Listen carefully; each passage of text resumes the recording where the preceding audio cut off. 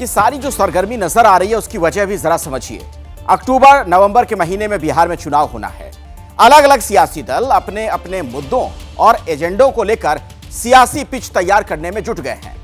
अलग अलग मुद्दों को लेकर आरजेडी लगातार नीतीश कुमार पर हमलावर है और अब राष्ट्रगान के अपमान को लेकर आरजेडी को बैठे बिठाए एक और बड़ा मुद्दा मिल गया है।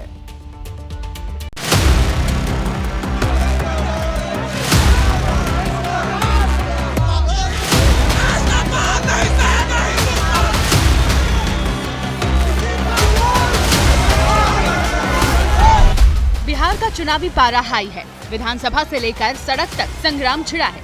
इस बार मुद्दा है राष्ट्रगान के अपमान का। निशाने पर फिर नीतीश कुमार है। तस्वीरें पटना की है। हाथों में झंडा, सिर पर पार्टी की टोपी और हाथों में नीतीश कुमार के खिलाफ बैनर और पोस्टर। आरजेडी के सैकड़ों कार्यकर्ता आज सड़कों पर उतरे। पटना की सड़कों पर पुतले जलाए गए। नीतीश कुमार के खिलाफ जमकर नारेबाजी की गई। महागठबंधन के नेता कार्यकर्ता पटना की सड़कों पर उतर गए हैं। नीतीश कुमार के खिलाफ जमकर यहाँ पे नारेबाजी हो रही है, धरना प्रदर्शन चल रहा है, नीतीश का पुतला दहन हो रहा है। देखिए, बैनर पोस्टर लेके आरजेडी के प्रवक्ता है, महासचिव में पहुंचे हैं। अचेतावस्था में चले गए मुख्यमंत्री नीतीश कुमार जी, इस्तीफा दो, राष्ट्रगान का अपमान नहीं सहेगा हिंदुस्तान। जंगल राज, लॉ एंड ऑर्डर के बाद अब राष्ट्रगान का अपमान बिहार की सियासत का एपिसेंटर बन गया है। आरजेडी नीतीश कुमार की क्षमता पर सवाल उठा रही है। इस्तीफे और माफी की मांग की जा रही है। मुख्यमंत्री जी अचेतावस्था में चल गए, उनका इलाज करवाए और मुख्यमंत्री का पद छोड़े। दरअसल आरजेडी एक तीर से दो निशाना साध रही है। बीजेपी नीतीश कुमार को आगे रखकर चुनाव लड़ने का ऐलान कर चुकी है। ऐसे में नीतीश कुमार की क्षमता पर सवाल उठाना आरजेडी की रणनीति का हिस्सा है, जिसके जरिए एनडीए के नेतृत्व को टारगेट किया जा सके।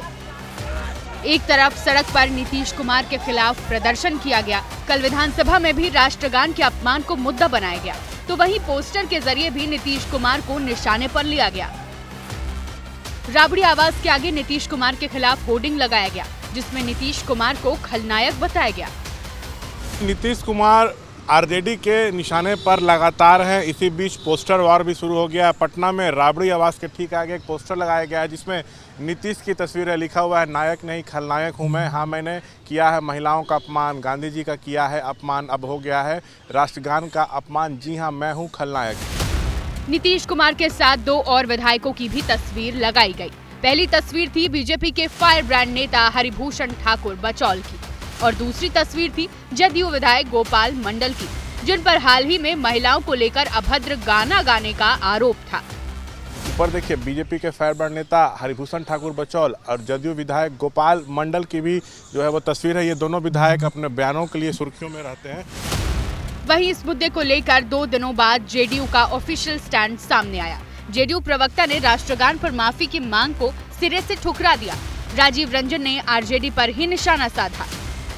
नीतीश कुमार जी का मूल्यांकन बहुत छोटे छोटे तरीके से कोई नहीं कर सकता है, इसलिए कि उन्हें भी जवाब देना होगा कि 1997 में उल्टा झंडा फहराना, 2002 में कुर्सियों पर राष्ट्रगान के समय बैठे रहना, ऐसे लोग अगर नीतीश कुमार जी पर सवाल खड़े करेंगे तो जनता के विवेक को आप ठगने की कोशिश नहीं करें। जनता सब कुछ जानती है और उनका भरोसा है नीतीश कुमार जी पर।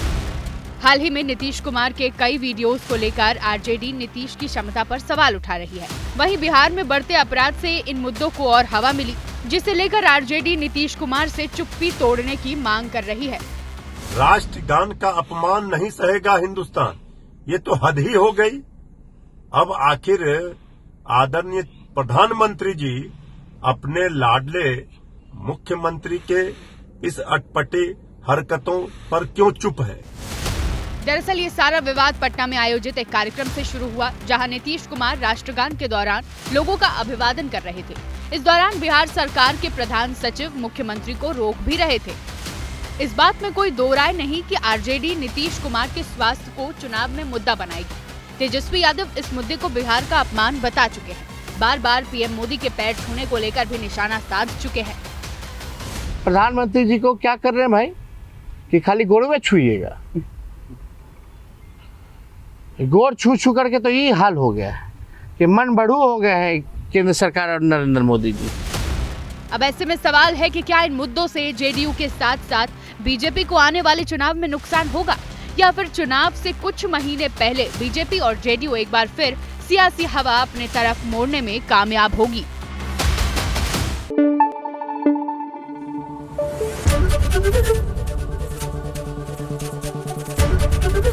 एबीपी न्यूज आपको रखे आगे।